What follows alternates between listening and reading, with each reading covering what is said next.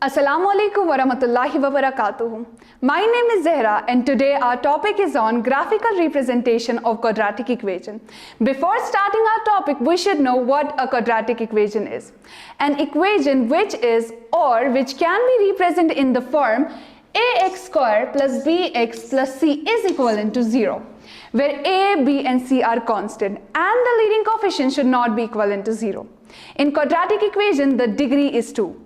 Degree is the largest exponent a variable has in a polynomial, and here the largest exponent is 2 and the coefficient with it is the leading coefficient, and this leading coefficient should not be equivalent to 0. Now let's talk about the graph of quadratic equation. The graph for quadratic equation is parabola.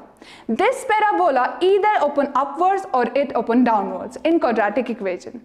Now how to check will it open upward or will it open downward? We have to look at the quadratic equation. Here ax square plus bx plus c is equivalent to 0 is the standard form of quadratic equation, and the leading coefficient a.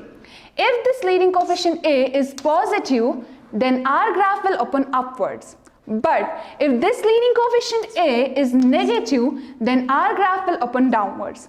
There is another case when this parabola passes through the origin.